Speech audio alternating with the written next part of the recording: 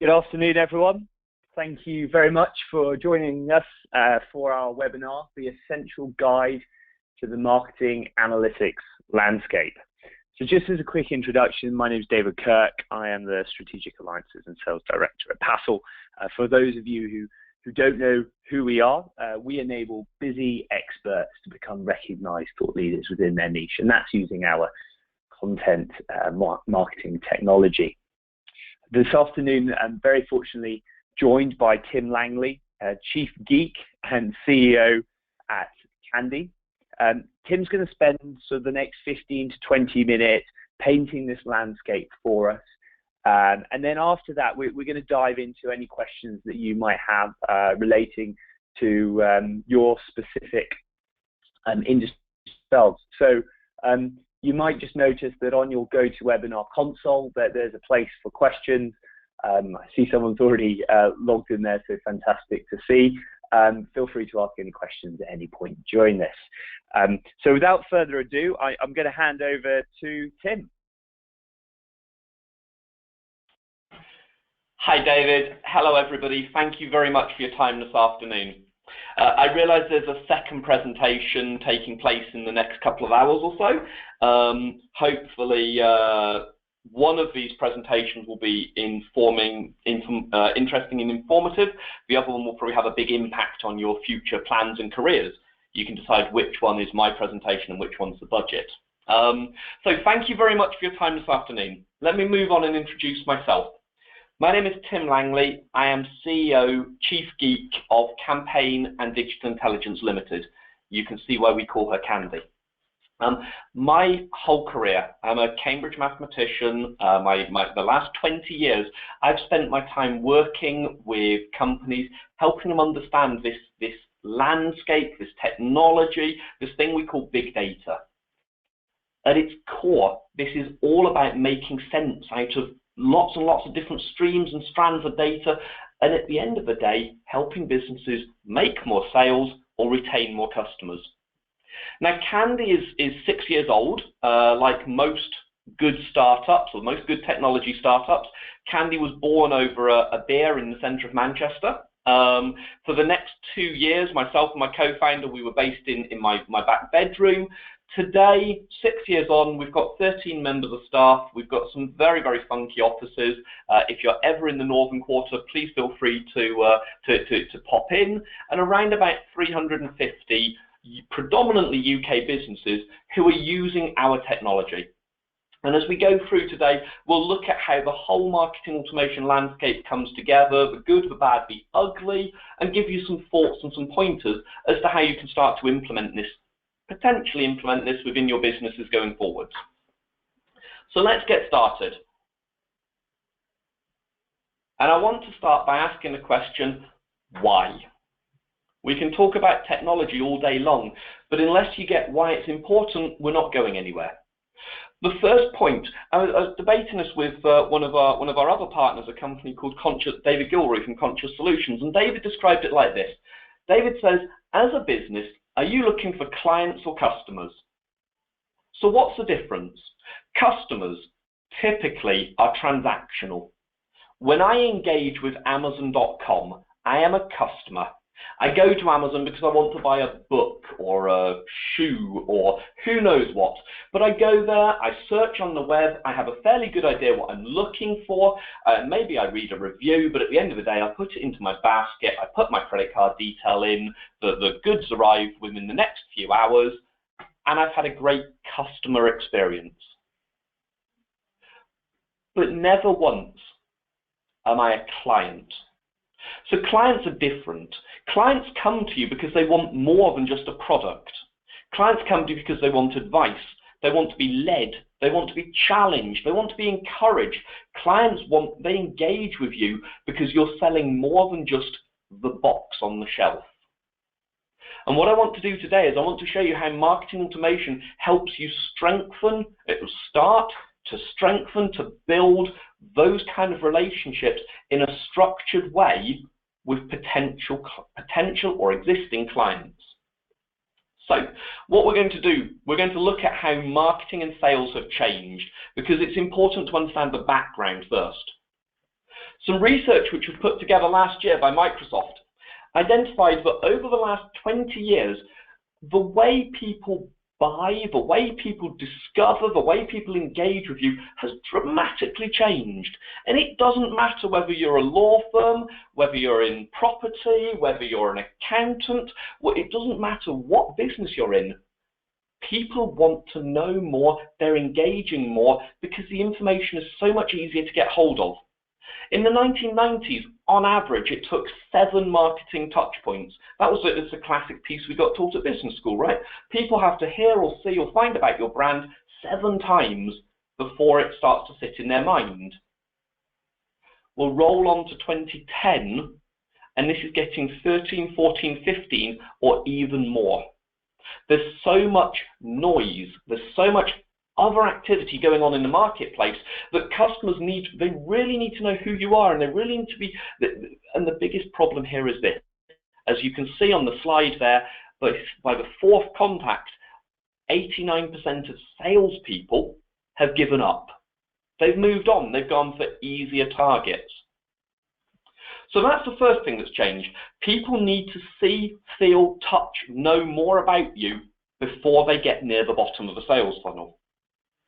The second thing that's changed, still, why does this matter? Second thing that's changed, marketing and sales, the gap is as big as ever. Marketing is still focusing on the top of the funnel. How do we get people onto our website? How do we get people to engage with us? How do we get, what's the outreach piece? And sales are still focusing on and by the way, when I say sales, this could just as easily be business development, this could just as easily be fee earners. It's people that are involved in the one-to-one conversation about helping find a product that fits the needs. Sales are still focused on the bottom of the funnel. And in the middle, we have this killer piece. We did a blog post with some research from looking at our clients. This is the killer piece, this middle bit. You've got people who are interested, but sales haven't engaged with them. They've just dropped them. They've missed them at that key time. The warm leads leak out, and they go to your competitors. Happens time and time again. Someone's interested and excited, but because your guys weren't there at the right time, they're not being converted. So marketing and sales have changed. Well, marketing's changed a lot, but guess what? Sales has changed a lot too. So this is some research that was put together by the CEB. This is just the last 8 years. 2007, people were still picking up the phone. In 2007, on average, it took 3.6 cold calls to reach a prospect. Today, if you're lucky, it takes 8. People don't want to know about you. They'll do their research on their own time. That's what your website does. Also, people have changed the way in which they want to be sold to. So salespeople haven't gone away, but salespeople have become smarter. Good salespeople today are challenging.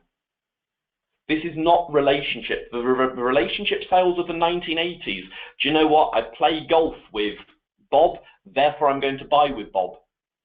That's not today. Today, clients are looking for their salespeople, the prospects or clients are looking for salespeople to add value.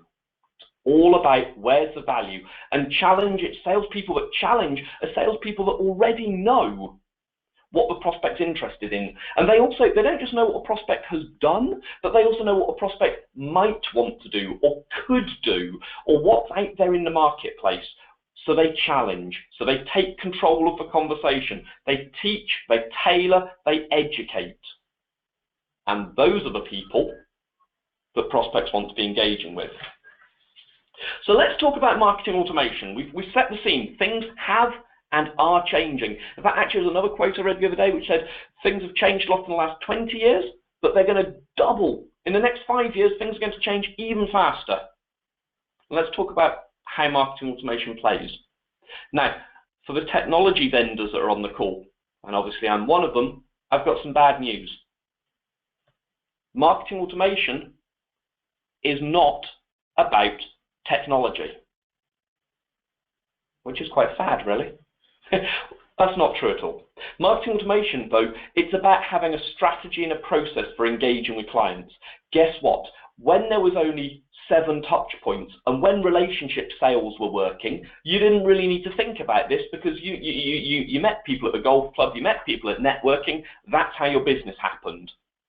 But today, there's more touch points, information's much easier to come by, prospects are much more educated. If you don't have a defined process, your salespeople will drop out too soon. They'll do their 4 touches and then they'll think the prospect isn't ready and they'll wander away. A defined process which says we understand where somebody is in the funnel, we understand what their key hot buttons are, what's interesting to them, that's the piece you start with. Once you've done that, if appropriate, then technology can support this. And I say if appropriate because actually marketing automation and the technology that sits behind it isn't right for every business, but it's quite rare that you find a business where this doesn't at least play a part. So let's step onto the website. Here is your website. Now, without exception, every business has a website these days. Whether you're a startup or whether you're an experienced company that's been going for multiple years, everyone's got a website. Your marketing teams, they'll be driving traffic to the website. Doesn't really matter what you're doing, there's a million different ways. You can use SEO, you can use AdWords, so search engine optimization, Google search, for example. You can use AdWords or paid searches. You can use social media, be it Twitter, be it Facebook, Instagram, Snapchat. You can use email marketing. It doesn't really matter. There's a million different ways, and within reason, every single one will work. Traditional analytics tools, for example, Google Analytics, they'll tell you what's working for you. Yesterday, you had 100 visitors to your website. Well done, you. 20% of them came from London. Email marketing drove 15 of them. That's great. And that's the kind of stats that marketeers need to work out what's working. But it doesn't help your salespeople. Because unless you know who the person is, how are you going to engage? How are you going to reach out to them? It's like having a shop window, watching everybody walking past, but never actually stepping out and saying, can I help? My sales director once described your website or described websites. It's your best marketing tool. Your website knows everything about your business. It knows why you're the experts. It knows how to solve problems. But your worst salesperson, because never once does your website ask a question, never once does your website try to close a sale. And industry stats show, on average, only 2.8% of visitors make an inquiry. In professional services firms, this is often even lower, frequently under 1%. Now, everybody coming to your website has a reason to be there. People aren't going there for the good of their health. Yeah? But unless you know who they are, unless you can identify them, what can you do and how can you actually build this into your marketing automation strategy? Then maybe they're competitors, maybe they're ex-clients that are just coming back. You dealt with them 4 years ago, but they're coming back today. Maybe they're prospects, maybe your staff, maybe they're job hunters. Unless you know who they are, what can you do? And this is where marketing automation technology really starts to fit in. So, I promised I'd get here. This is my best business school, Porter's 5 Forces. What does the marketing automation platform, marketing automation industry look like? Let's start on the far left of this picture where we have IP lookup companies. So here you may have heard names of some of these companies: Lead Forensics, IP Fingerprint, Wow Analytics, WhoIsVisiting. These guys tell you the name of the company that comes onto your website. So when someone browses your website, they look at the IP address the visitor's coming from, they try to resolve that IP address against a registered static company name. 5 years ago, IP lookup was a great piece of technology, but it's getting steadily less effective. The main reason is people today, especially at the awareness interest phase, they're not browsing your website from behind their corporate IP. They're using their mobile phone whilst walking to a meeting or bored in a meeting. They're using their laptop whilst watching Coronation Street at home. they're not using their corporate IP, and this end, the IP lookup end of the market, it's on a declining industry. Now, the other side of the marketplace you might want to look at is what we call the full service marketing automation platforms. So here we're talking about people like HubSpot or Eloqua or Marketo or Pardo. These do all your marketing automation all in one place. Great piece of the technology with one big drawback. The big drawback is, will your workflow fit their technologies? So if you use, let's use HubSpot as an example. HubSpot, if you use Salesforce or if you use HubSpot's own CRM, HubSpot will plug into it. But if you use your own CRM system, or if you use a competitive CRM system, or if you use your own lead management platform, it won't tie together. And often what we see with people when companies start implementing full service marketing automation platforms, in many times it simply exasperates the sales to marketing divide. Marketing use the marketing automation platform, they're sending out all the content, you've got these very detailed and engaging workflows that help prospects start with the first of these 13 touches, but then all that tacit information is dropped on the floor when the lead gets passed over to the sales team that actually have to pick up and start engaging. Looking at the top of this picture, we have the complements, and there are no end of complements that sit in this marketplace, whether it be CRM systems, Salesforce, Dynamics, Sales Logic, Capsule CRM, you name it, every company's running a CRM platform these days, whether it be lead management, whether it be landing pages, whether it be emails, be one-to-one emails, your Outlook, your Exchange servers, or email service providers for sending bulk emails. There's lots and lots of different, whether it be live chat software, lots and lots of different complements, and often they're simply creating more silos of data. The key piece, you'll see a theme that runs within this, the key piece is about having a strategy to pull all of that data to one place to get it to the right people.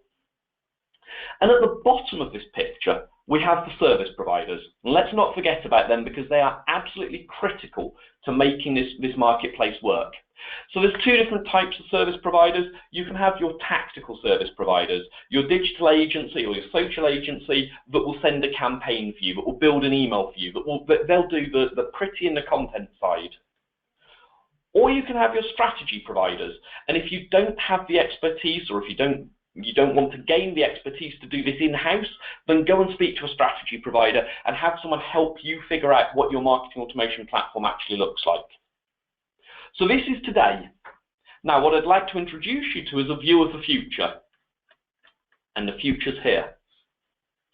We call this pick and mix marketing automation. You can see where this is going, right? Suites, CANDDi, pick and mix. It ties very well together.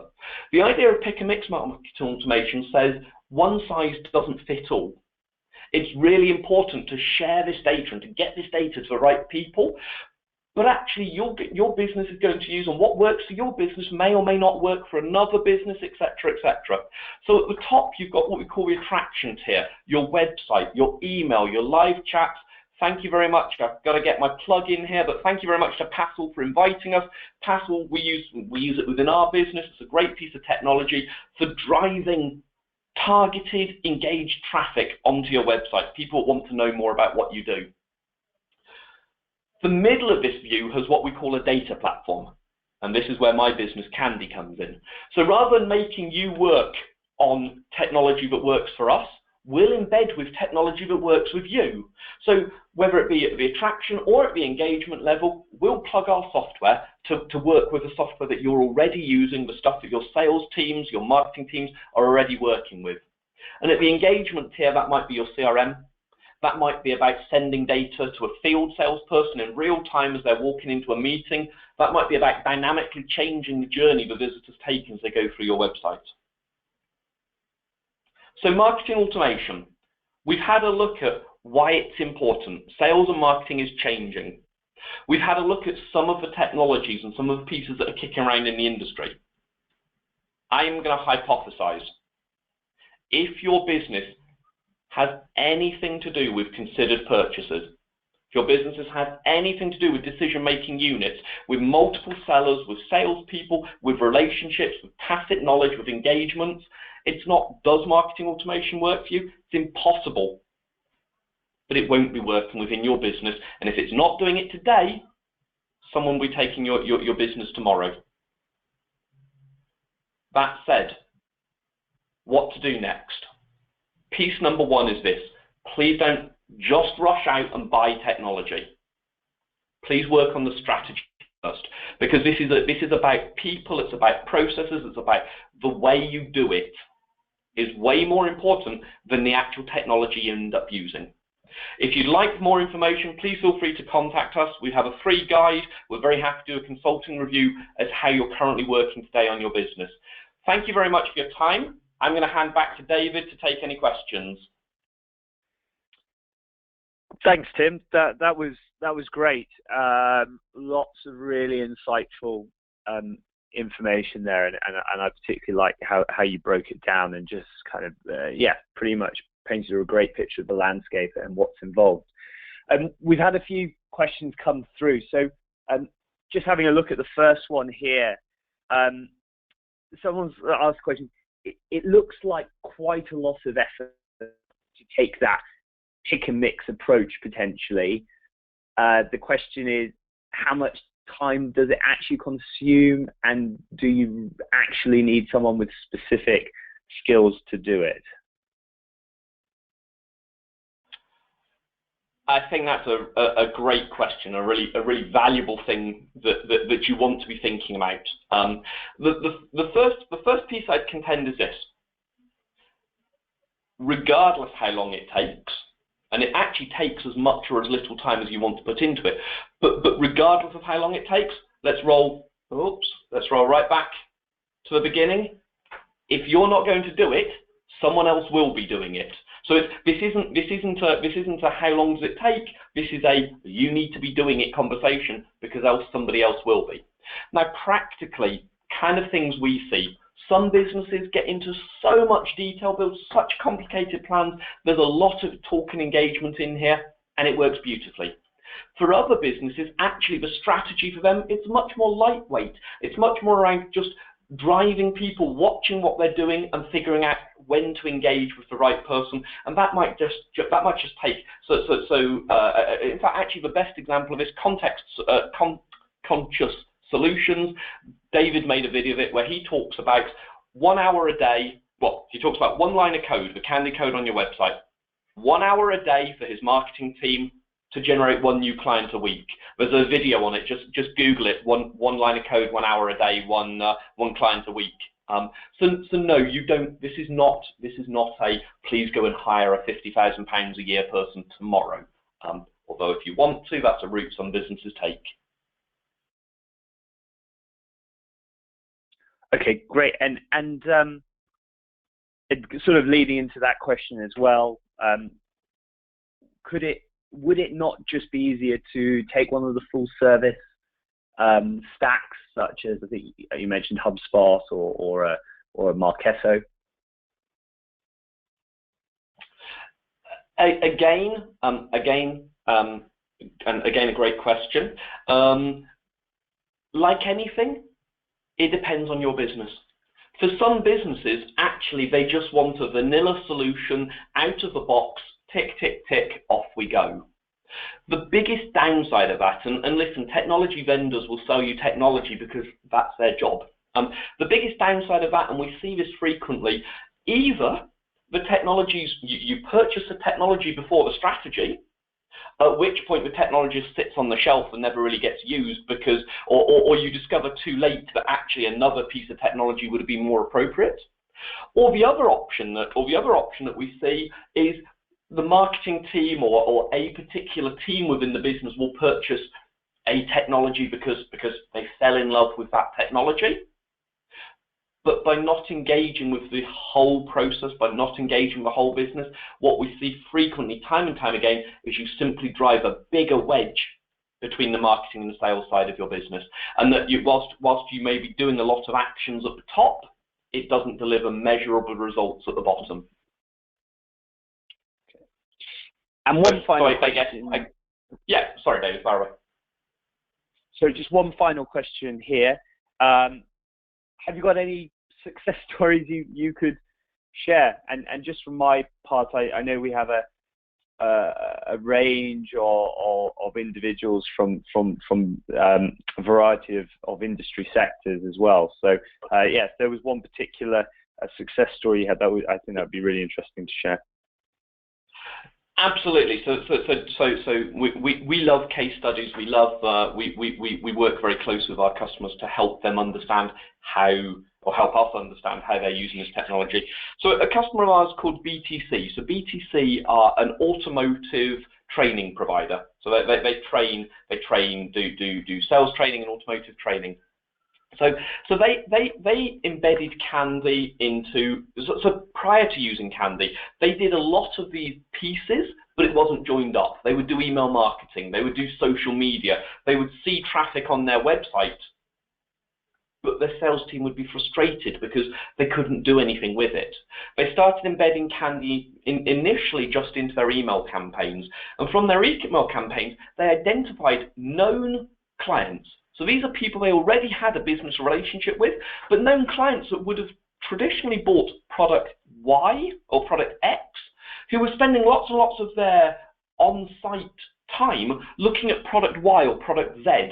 And so what then happened is, rather than trying to constantly chase after new business, they started changing their sales effort to talk cross-sales, but to talk cross-sales about products that they already knew the prospect was, or the client was at least showing a little interest in.